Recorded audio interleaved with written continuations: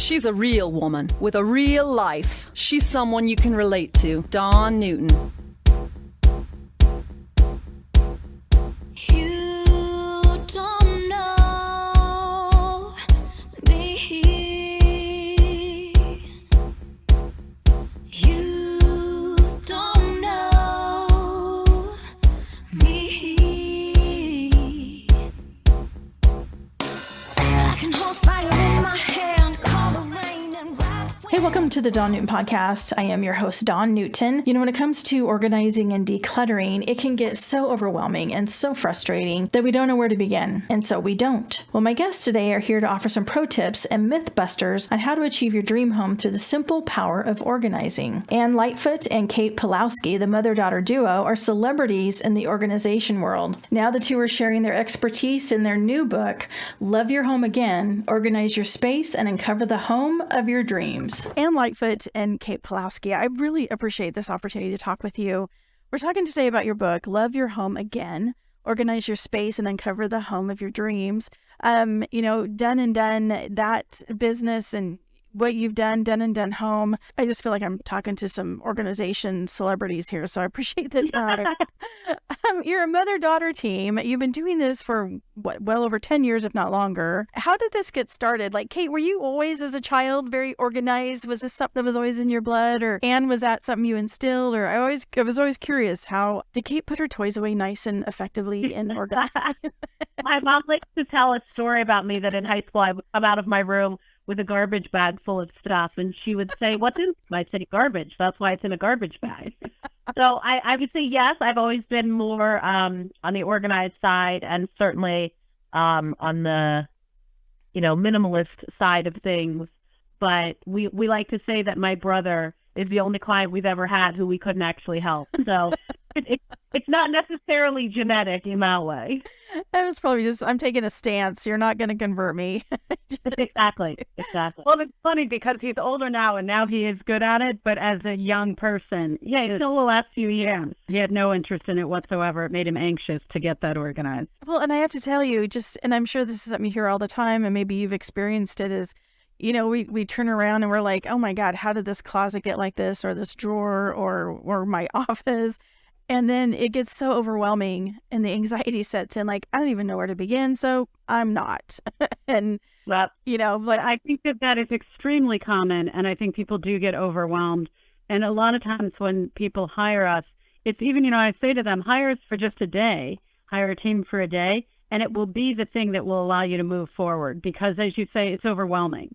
Well, and I think that people think like, oh my gosh, I have to get my entire house in order. And it's like, maybe you do, but you don't have to today. Just start with one small thing, which will give you the motivation and the strength to go on to another small thing, and then something a little bit bigger. You'll build your muscle as you go. Well, and I think too, and it's in our talking points, and it's so true, is that we think we have to be color coded. We have to have the bins and the labels, and we have to look like what we see on Instagram. That dang Instagram. Love hate. Yeah, right. It is not real. And I grew up in the 70s, and my mom is in her mid 80s now. And the idea that somehow you would have been able to get my mom and her friends on board for color coding and organizing, whatever, it's just a silly notion. And so we try to say we don't want to make anyone's lives, especially the lives of, homeowners and parents and whatever, any harder than it already is. Their lives are fully busy with so many things, including careers besides being parents. And to make it like color-coded pressure, it's just horrible. Well, and talk about that too. Like, what are we, instead of falling trapped to that or adding that added pressure to ourselves? I mean, I've done it too, is the matching wicker baskets with the little cute labels, and they're all lined up and all the things. But if I can't see what's in it, it doesn't help me at all. So usually it's like, I need a clear thing, or just stack it nice on the shelf so I can see what's there. What are some other solutions or things that maybe we could retrain our brain to think about? The very biggest thing about organizing, like when people say to me, I find organizing very hard, and I always say it's not organizing that's hard, it's decluttering that's hard. And so if you have the right amount of belongings in your home, it will make it easier. But what that all leads to is just the idea of buying less and having less and retraining your mind in that way. And it's very hard. There's so much stuff available at very reasonable prices that you can treat yourself with a little this or a little that and bring it home. And when you train your mind to think, I am responsible for this for the lifetime of this object, it does make it less like, wait, I don't actually need another X, whatever it may be. And it's funny when people start working for us on our team of organizers, in the first year, they find themselves buying less and less, just generally in their own lives because of this, because they realize when they're helping people get rid of things, that it's very, very hard to run a home where you're constantly bringing things in. And everybody is. Like we always say, it's not big judgment on our part. We just want to help. We understand how it happens. We understand how tempting it is and how hard it is to say no. Like when you take a child with you to Target and you say no 25 times and you say yes twice. Well, and talk too about the emotional attachment. I mean, because we're talking about the stuff Right. and the things, but the human, us that are involved in this equation and our emotional attachment, that I think that's probably one of the biggest, I don't know, conflicts or difficulties when decluttering or trying to organize. I think that's definitely true. And I think that whether it's, a toy that your child played with when they were little, or the sweater you wore on your first date when you met your husband, or any of the things that, humans are inclined to attach meaning to the item, I think because they, you feel like you might forget, you're going to forget the memories, you're going to forget the person, you're going to forget where you were, what you were doing. And it just makes it hard. It makes it really, really difficult to let things go. But the truth is, if the item is no longer serving you and you don't need it and you don't use it, and even if you loved it at one point, you no longer do, those are the items that are really, taking up space that you need for your current life and the life that you're living now, not, the life you're living in the past. Well, in our experience, after all these years of doing this, you learn this thing that people are basically good. They are basically trying to do the right thing. They want to practice gratitude for the gift that they were given, and they want to not waste money, even though it's already been spent. It feels like taking that next step of throwing it away, donating it, giving it to somebody else, whatever it may be, that is, wasteful. And so one of the things is practicing, like, it's already happened. The money's already been spent. In very rare cases are you going to get any money back.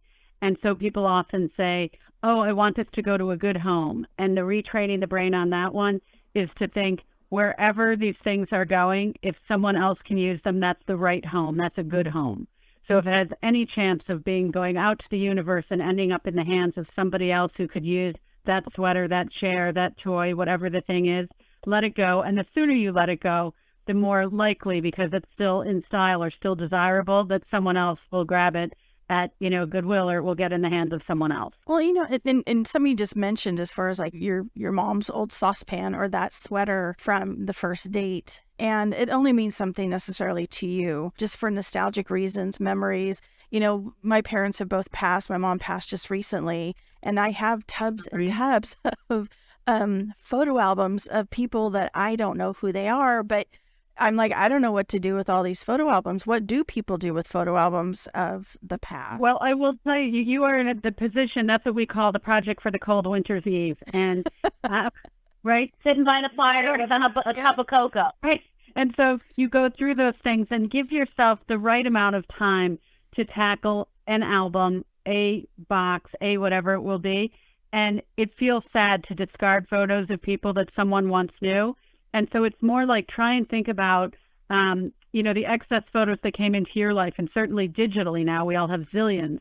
But, your high school photos or something, you get all these random photos in there, and you're willing to look and go like, yeah, these 8 have meaning. I don't even know these people anymore. And so when you think of someone else's photos, it really is that. Even the old beautiful ones, because they were better made, frankly, those beautiful black and whites. It feels absolutely terrible. But if you don't know who the people are, nobody will ever know, right? It's happened now. And with that, a bit of advice that if there are elder people in your family that can still identify people, and you want to put the names and the dates on the back of the photo with pencil, it's a good idea to do it while someone is around to help you out. I think I was looking, Anne, for permission to do exactly what you just told me to do. And it is really that you can sit with a bag on one side and a box on the other, and put the ones that you like and want and know those people in the box, and put the rest in the bag. They are now garbage. And especially because your mom just very recently died, it has heavier emotion. And so if you say, I can't actually do this right now, you don't have to do it. Like, put them somewhere where they won't get,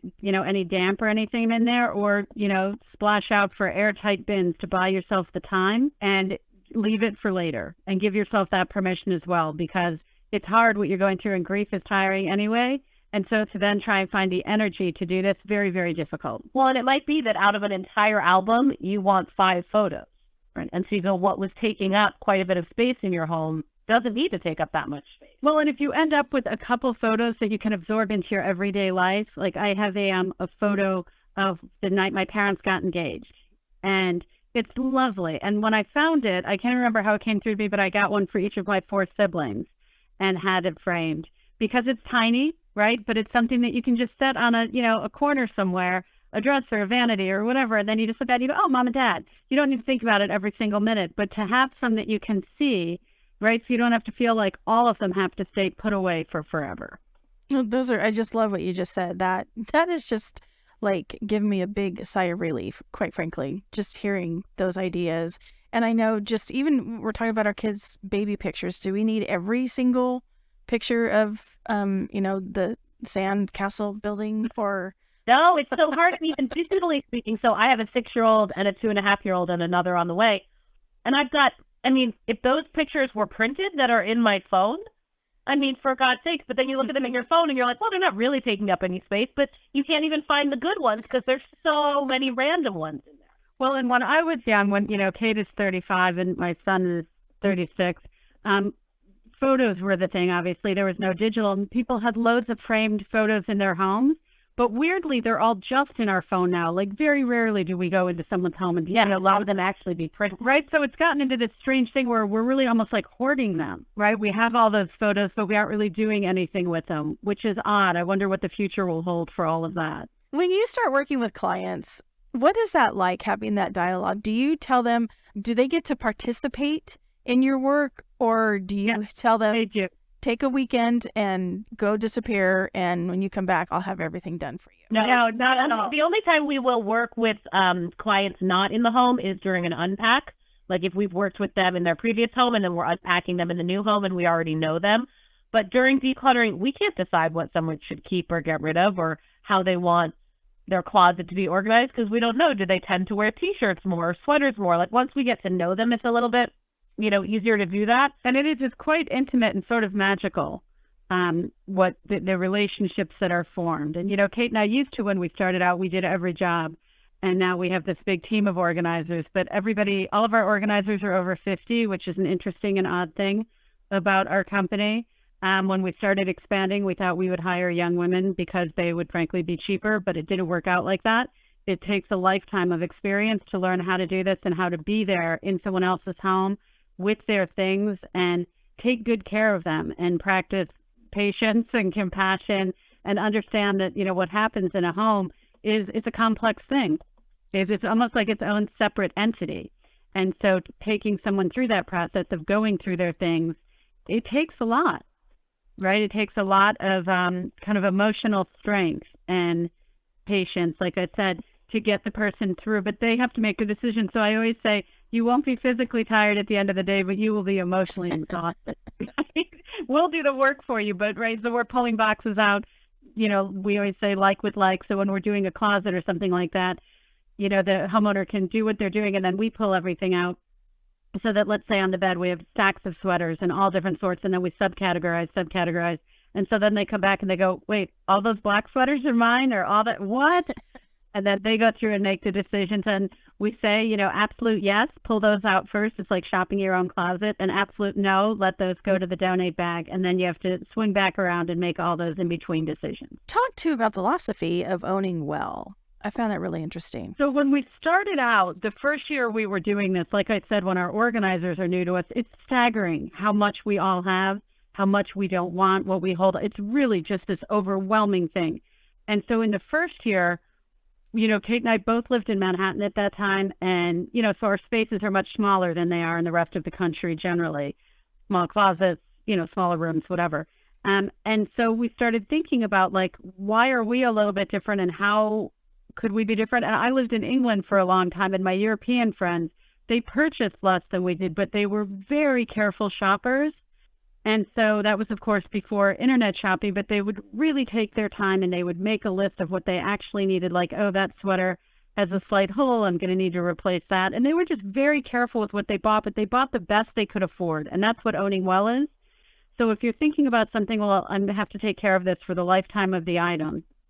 Okay, how much am I willing to spend? And then cost per wear. Is it your winter coat? Are you going to wear it all the time? Or is it just a one-off sort of dress that you're wearing for a special occasion? Is it likely to get worn multiple times more? And just think about it. Really think about what you're doing. About the book, Love Your Home Again. How do we use this? Who is it for? So, well, it's interesting. Since we wrote and got feedback on it, here's the strange thing that we've learned. We have loads of men who are fans of the book, which we did not expect at all. That was a huge surprise.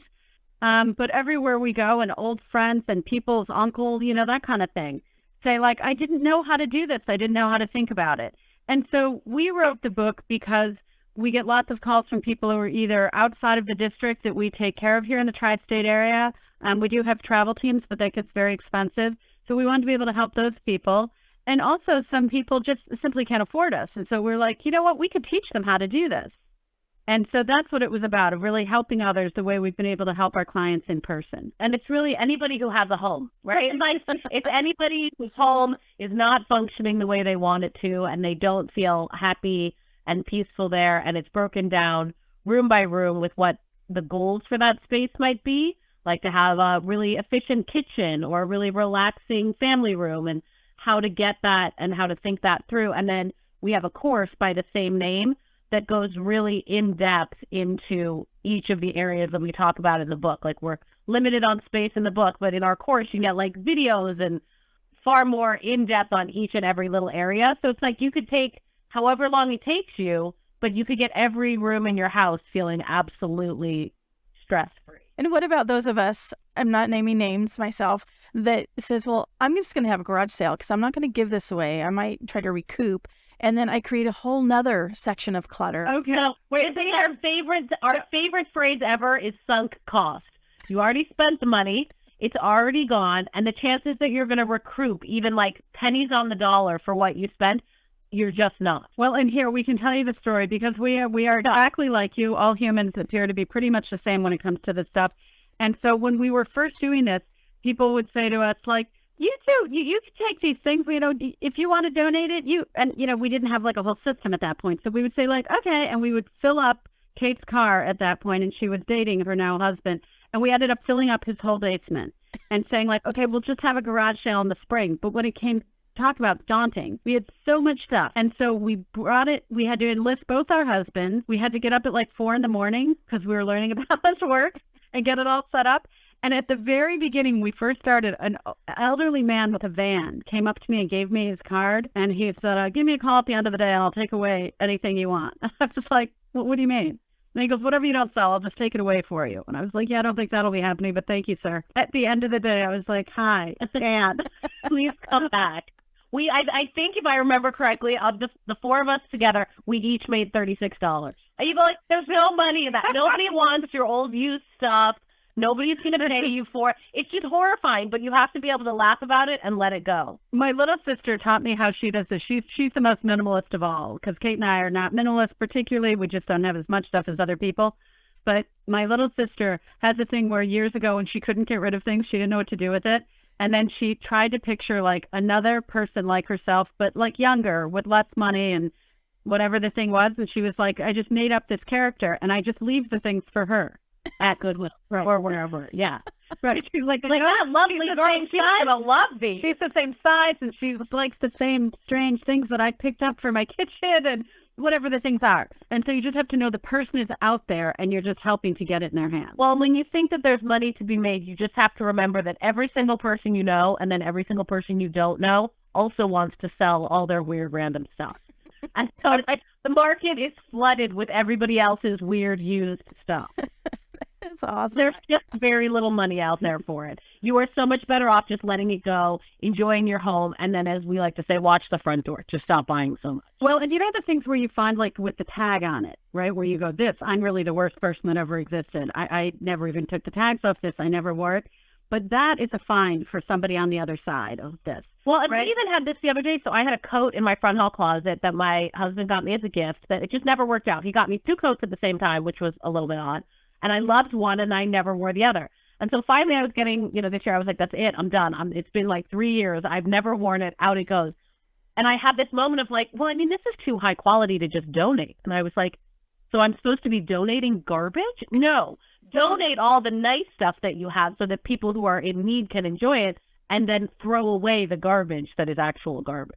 See, you just created something there too, or what you stated. It was like, well, I can't throw this away. I'm going to hurt my husband's feelings. Yeah, well, we just had a gift thing this morning. My mom and I were laughing about that. The whole thing about that is basically when someone gives you a gift, your obligation is to say thank you for that gift. And then you own that object. So if you don't like it and you don't want it, you have the right to let it go.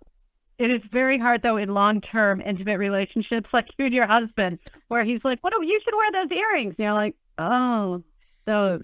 But the alternative thing, you just hold on to them forever to not hurt someone's feelings. I don't know. Yeah. I'm a little more ruthless than she is. It is. It's just an interesting dance, especially if you know that it's tough for your spouse, your significant other, to shop for you. And they really went to the effort. And there's just, it's all emotion and it's all the humans. If you could just get the humans out of it, it'd probably be. I know, then it would just be stuff, and then it would. Well, and I guess the thing with spouses, you start out at however old you are in your 20s or 30s, whatever, and you're hoping to really go the distance. So you're going to be married to that person for 50 or 60 or 70 years. The amazing thing would be is if we all got better with honesty at gift giving and accepting, and right. Exactly. And so that they were able to say to us, thank you so much. I know how hard you tried, but it's not what I want. You go, ouch. Okay, what do you want? And then you'd get better. Oh, this is amazing. I love the book, this work. Talking to both of you has been such a delight. Where can we go, Anne and Kate, to find the book and learn more about you and your work? So the book is sold everywhere online that you might buy books, Amazon, Barnes & Noble, and then any independent retailers online as well. And then our website is doneanddonehome.com, and our Instagram is the same, doneanddonehome.com. So you can learn everything you want right there. And please feel free to send us questions, right? Anybody, any of your listeners or you, we're happy to help, right? Just say, like, this is what I'm trying to do. I got stuck with this, right? You can DM us or whatever. We're happy to help answer those questions. Well, again, I appreciate this opportunity. Thank you so much. It's been a great conversation. Thank you. Thanks so much for having us. Hey, thanks for listening to the Dawn Newton podcast, and a special thank you to my guests, Anne Lightfoot and Kate Pawlowski, co-authors of Love Your Home Again, Organize Your Space, and Uncover the Home of Your Dreams. More information about Anne and Kate's work can be found at doneanddonehome.com. And be sure and check out my website, dawnnewton.com. The Dawn Newton podcast is written, produced, and hosted by Dawn Newton. Complicated.